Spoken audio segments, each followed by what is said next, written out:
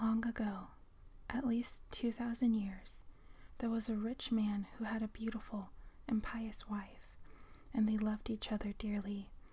However, they had no children, though they wished very much to have some, and the woman prayed for them day and night, but they didn't get any, and they didn't get any. In front of their house there was a courtyard where there stood a juniper tree. One day in the winter, the woman was standing beneath it, peeling herself an apple, and while she was thus peeling the apple, she cut her finger, and the blood fell into the snow. "Oh," said the woman. She sighed heavily, looked at the blood before her, and was most unhappy. "If only I had a child as red as blood and as white as snow." And as she said that, she became quite contented and felt sure that it was going to happen. Then she went into the house, and a month went by, and the snow was gone, and 2 months, and everything was green, and 3 months, and all the flowers came out of the earth, and 4 months, and all the trees in the woods grew thicker, and the green branches were all entwined in one another, and the birds sang until the woods resounded, and the blossoms fell from the trees. Then the 5th month passed, and she stood beneath the juniper tree, which smelled so sweet that her heart jumped for joy, and she fell on her knees and was beside herself. And when the 6th month was over, the fruit was thick and large, and she was quite still. And after the 7th month, she picked the juniper berries and ate them greedily. Then when she grew sick and sorrowful, then the 8th month passed, and she called her husband to her and cried and said, "If I die, then bury me beneath the juniper tree." And she was quite comforted and happy until the next month was over, and then she had a child as white as snow and as red as blood, and when she saw it, she was so happy that she died. Her husband buried her beneath the tree, and he began to cry bitterly. After some time he was more at ease, and although he still cried, he could bear it. And some time later, he took another wife. He had a daughter by the second wife, but the first wife's child was a little son, and he was as red as blood and as white as snow. When the woman looked at her daughter, she loved her very much. But then she looked at the little boy, and it pierced her heart, for she thought he would always stand in her way, and she was always thinking how she could get the entire inheritance for her daughter. And the evil one filled her mind with this until she grew very angry with the little boy, and she pushed him from one corner to the other, and slapped him here and cuffed him there, until the poor boy was always afraid, for when he came home from school, there was nowhere he could find any peace. One day the woman had gone upstairs to her room, when her little daughter came up too, and said, "Mother, give me an apple." "Yes, my child," said the woman, and gave her a beautiful apple out of the chest. The chest had a large, heavy lid with a large, sharp iron lock. "Mother," said the little daughter, "is brother not to have one too?" This made the woman angry, but she said, "Yes, when he comes home from school." When from the window she saw him coming, it was as though the evil one came over her, and she grabbed the apple and took it away from her daughter, saying, "You shall not have one before your brother." She threw the apple into the chest and shut it. Then the little boy came in the door, and the evil one made her say to him kindly, "My son, do you want an apple?" She looked at him fiercely. "Mother," said the little boy, "how angry you look." "Yes, give me an apple." Then it seemed to her as if she had to persuade him. "Come with me," she said, opening the lid of the chest. "Take out an apple for yourself." And while the little boy was leaning over, the evil one prompted her, and crash, she slammed down the lid, and his head flew off, falling among the red apples. Then fear overcame her, and she thought, maybe I can get out of this. So she went upstairs to her room, to her chest of drawers, and took a white scarf out of the top drawer, and set the head on the neck again, tying the scarf around it so that nothing could be seen. She then set him on a chair in front of the door and put the apple in his hand. After this, Marlene came into the kitchen to her mother, who was standing by the fire with a pot of hot water before her, which she was stirring around and around. "Mother," said Marlene, "brother is sitting at the door, and he looks totally white and has an apple in his hand. I asked him to give me an apple, but he did not answer me, and I was very frightened." "Go back to him," said her mother. "If he will not answer you, then box his ears." So Marlene went to him and said, "Brother, give me the apple." But he was silent, so she gave him one on the ear, and his head fell off. Marlene was terrified and began crying and screaming, and ran to her mother and said, "Oh, mother, I have knocked my brother's head off." And she cried and could not be comforted. "Marlene," said the mother, "what have you done? Be quiet, and don't let anyone know about it. It cannot be helped now. We will cook him into stew." Then the mother took the little boy and chopped him into pieces, put him into the pot, and cooked him into stew. But Marlene stood by, crying, and all her tears fell into the pot, and they didn't need any salt. Then the father came home and sat down at the table and said, "Where is my son?" And the mother served up a large dish of stew, and Marlene cried and could not stop. Then the father said again, "Where is my son?" "Oh," said the mother, "he has gone across the country to his mother's great uncle. He will stay there a while." "What is he doing there? He did not even say goodbye to me." "Oh, he wanted to go and asked me if he could stay 6 weeks. He will be well taken care of there." "Oh," said the man, "I am unhappy. It isn't right. He should have said goodbye to me." With that he began to eat, saying, "Marlene, why are you crying? Your brother will certainly come back."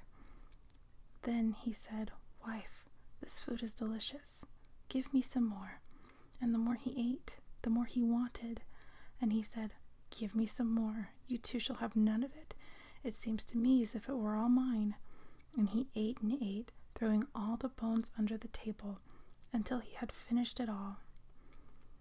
Marlene went to her chest of drawers, took her best silk scarf from the bottom drawer, and gathered all the bones from beneath the table, tied them in her silk scarf, then carried them outside the door, crying tears of blood.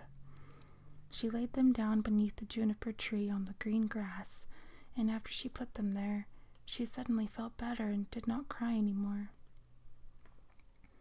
Then the juniper tree began to move. The branches moved apart, then moved together again, as if someone were rejoicing and clapping his hands. At the same time, a mist seemed to rise from the tree, and in the center of this mist it burned like a fire, and a beautiful bird flew out of the fire, singing magnificently. It flew high into the air, and when it was gone, the juniper tree was just as it had been before. The cloth with the bones was no longer there.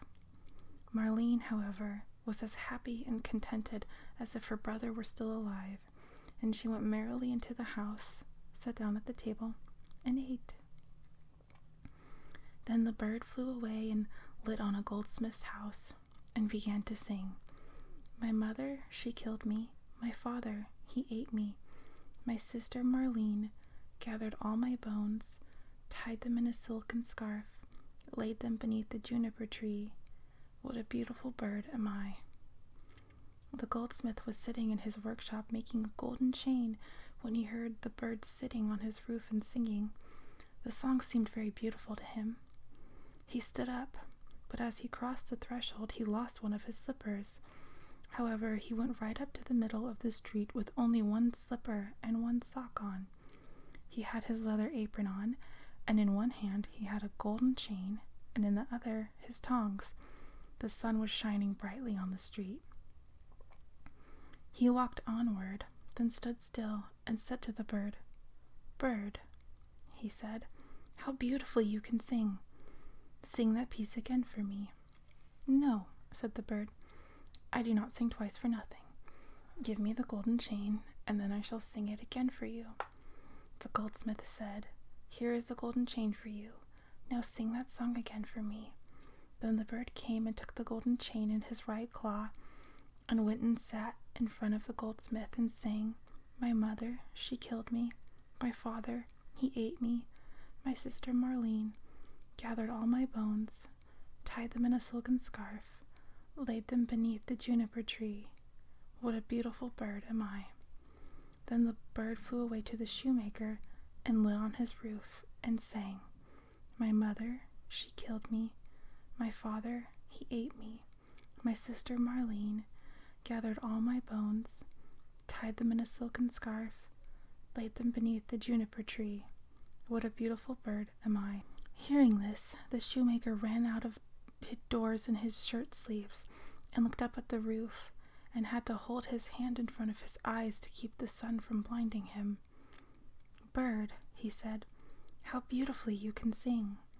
Then he called in his door, "Wife, come outside.